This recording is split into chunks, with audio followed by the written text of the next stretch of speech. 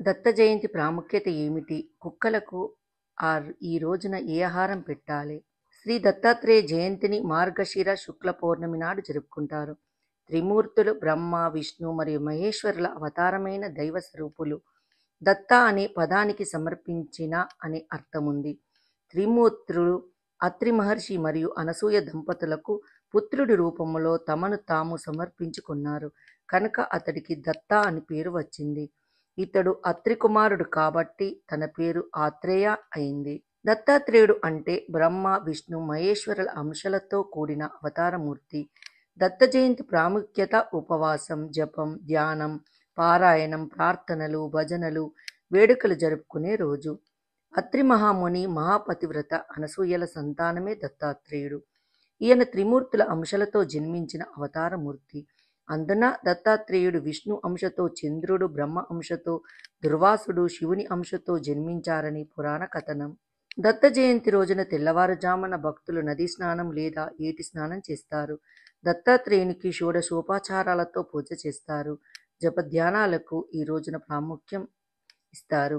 దత్తాత్రేయుని యోగ మార్గం అవలంబిస్తామని సంకల్పించుకుంటారు.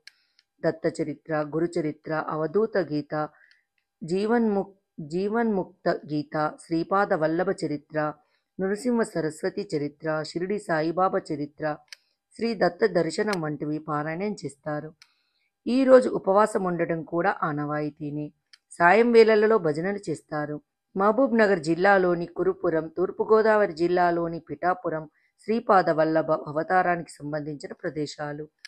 అవధూత దత్తపీఠం వారి ఆధ్వర్యంలో కూడా కొన్ని దత్తాత్రేయ ఆలయాలు ఉన్నాయి. వాటిలో కూడా ప్రత్యేక పూజలు జరుగుతాయి. ఒకసారి లోక కళ్యాణార్థం నారదుడు ఆడిన చతురోక్తికి లోనైన లక్ష్మీ సరస్వతి పార్వతీమాతలు మహాపతివ్రత అయిన అనసూయపై ఈర్ష్య, అసూయ, ద్వేషాలు పెంచుకున్నారు.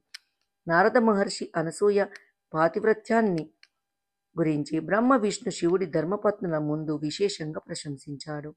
ఈర్ష్య, అసూయ, ద్వేషమనే దుర్గుణాలకు లోనైతే దేవతలకైనా అనేక దుఃఖాలు కలుగుతాయని స్వరులకు తెలియజెప్పడానికో, శ్రీదత్తుని అవతారానికి నాంది పలకడానికో ఈ గుణాలు వారి మనసు నిండా దావనంలా వ్యాపించి ముగ్గురమ్మల గుండెలు బగ్గుమన్నాయి. వారి వారి పత్నులను తక్షణం ఆనసి ఆశ్రమానికి వెళ్ళి ఆమె పాతివ్రత్యాన్ని భగ్నం చేయమని ప్రార్థించారు. త్రిమూర్తులు ఎంత వారించినా పెడచెవిన పెట్టారు. శశిమీర అన్నారు. ఇక చేయునది లేక సన్యాసి వేషములు ధరించి ఆత్రి అనసూయ ఆశ్రమ ప్రాంతం ముందు భూమిపై పాదం మోపారు. వారి పాదస్పర్శకు భూదేవి పులికించింది. వృక్షాలు వారికి వింజామరులు వీస్తున్నట్టు తలలాడిస్తూ వారి పాదాల చెంత పుష్పాలు, పండ్లు నీలకుమరార్చాయి. నెమలు పురివిప్పి నాట్యం చేయసాగింది. లేడి పిల్లలు చెంగుచెంగున గంతులు వేస్తూ వారి వద్దకు వస్తున్నాయి. కుందేటి పిల్లలు వారి పాదాలను స్పృశించి పునీతుల మవ్వాలని అడుగడుగున పాదాలకు అడ్డుపడుతున్నాయి. వన్యప్రాణుల కేరింతలతో ఆ ఆశ్రమ వాతావరణం అంతా ఆహ్లాదమవుతుంది. ఈ ఆకస్మిక పరిణామం ఏమిటో అని వారిని చూచిన పక్షులు కిలకిలా రావాలు చేయసాగాయి. ఇవి కాక ఒక ప్రక్క పవిత్ర జలపాతాల సోయాగాలు, మరో ప్రక్క ఆశ్రమ బాలకుల వేద మంత్రోచ్చరణ కర్ణామృతముగా వినిపిస్తున్నాయి. ఇంత చక్కని ప్రకృతి అందాలకు అలవాలమైన ఈ రమణీయ వాతావరణం ముందు తేలియాడుతున్న ఈ భూలోకవాసులు ఎంతటి అదృష్టవంతులో. మనం ముగ్గురం కూడా చిన్నారి బాలుర వలె ఈ ముని బాలికలతో కలిసి ఆడుకుంటే ఎంత బాగుండునో అని తన్మయత్వంలో ఆ త్రిమూర్తులు పలుకుతారు.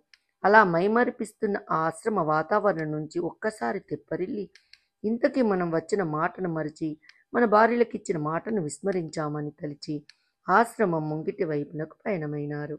మహాతపోబల సంపన్నుడైన కర్దమ మహర్షికి దేవాహుతికి జన్మించిన అనసూయాదేవిని మునిశ్రేష్ఠుడైన ఆత్రి మహర్షికి ఇచ్చి వివాహం చేశారు. అప్పటి నుండి ఆమె గృహస్థిరాలిగా గృహస్థ ధర్మాన్ని చక్కగా నిర్వహిస్తూ అత్రి మహర్షికి సేవలు చేస్తూ అతిథి అభ్యాగతులను ఆదరిస్తూ తన పతి సేవ తత్పరతచే పొందిన పాతివ్రత్య మహిమలతో ముల్లోకాలను అబ్బురపరుస్తూ పంచభూతాలు అష్టదిక్పాలకులు సైతం అనకవుగా ఉండేలా చేస్తున్న ఆ పతివ్రతా తల్లిని, దివ్య తపోజో మూర్తి అయిన అత్రి మహర్షిని చూసినంతనే త్రిమూర్తులు ముగ్ధులయ్యారు. ఆ సాధు పుంగువుల ముగ్గురిని చూసిన ఆ పుణ్య దంపతులు సాధారణంగా ఆశ్రమంలోనికి ఆహ్వానించి ఉచిత ఆసనాలు ఇచ్చి స్వాగత సత్కారాలు చేసి అనంతరం మీరు ముగ్గురు బ్రహ్మ విష్ణు మహేశ్వరుల వలె వచ్చినట్లుగా వచ్చి మా ఆశ్రమాన్ని పావనం చేశారు. భోజనాలు సిద్ధం చేశాను రండి అంటూ అనసూయమ్మ ఆహ్వానం పలికింది. అత్రి మహర్షితో కలిసి ముగ్గురు సాధువులు ఆసీనులయ్యారు. ఇక వడ్డన ప్రారంభించుటకు సమాయత్తమవుతున్న అనసూయతో ఆమె దుస్తులు ధరించకుండా నగ్నరూపంలో వడ్డిస్తేనే తాము భుజిస్తామని వారు చెప్పారు. వారి పలుకులు ఆ పతివ్రతా తల్లికి శిరస్సున పిడుగుపడినట్లయింది. ఒక్కసారి తన ప్రత్యక్ష దైవమైన భర్తను మనసారా నమస్కరించుకుంది. ప్రాతిపత్య జ్యోతి వెలిగింది. ఆమె జ్ఞాననేత్రం తెరుచుకుంది. కపట సన్యాసి రూపంలో ఉన్న త్రిమూర్తుల గుట్టు రట్టు అయింది. వారి అంతర్యమేమిటో గ్రహించింది. పెదవుల వెంట చిరునవ్వు చెక్కు చెదరకుండా, ఏమీ నా భాగ్యము, ముల్లోకాలను ఏలే సృష్టి స్థితి లయకారకులైన మీరు నా ముంగిట ముందుకు యాచకుల వలె వచ్చినారా?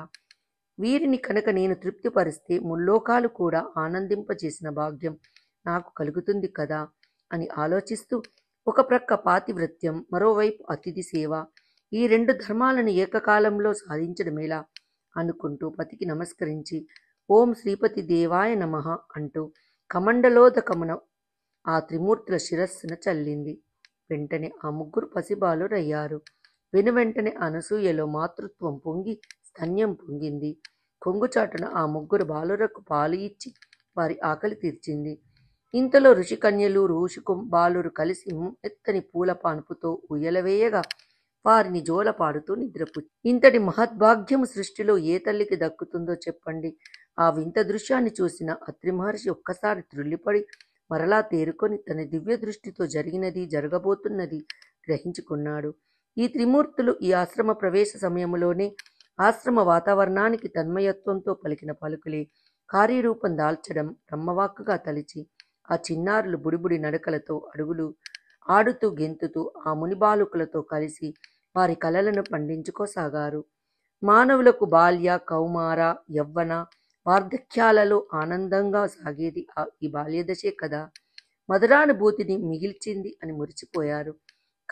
కనని తల్లిదండ్రులైన ఆత్రి అనసూయలు పుత్ర వాత్సల్య బాంధవ్య ఆయునిజులైన వారికి చాలా కాలం కొనసాగింది. ఇలా ఉండగా లక్ష్మీ సరస్వతి పార్వతీ మాతలకు భర్తల ఆచూకి తెలియక గుబులు పుట్టింది. అంతలో దేవర్షి నారదుని వల్ల ఆత్రి మహర్షి ఆశ్రమం మందు జరిగిన వింత తెలుసుకున్నారు. దానితో అనసూయపై ఏర్పడిన ఈర్ష, అసూయ, ద్వేషాలు పటాపంచలయ్యాయి. వెంటనే వారు స్వస్వరూపాలతోనే అనసూయ ఆత్రిముని ఆశ్రమానికి చేరుకున్నారు. వారిని మునికన్యలుగా స్వాగతించారు. ఆ సమయాన అనసూయమ్మ తల్లి ఆ చిన్నారులకు పాలు ఇచ్చి ఊయలలో పరుండబెట్టి జోలపాడుతూ ఉంది. అంతలా ఆ ముగ్గురమ్మలను చూసి సాధారణంగా ఆహ్వానించి స్వాగత సత్కారములతో సుఖాసీనులను చేసింది.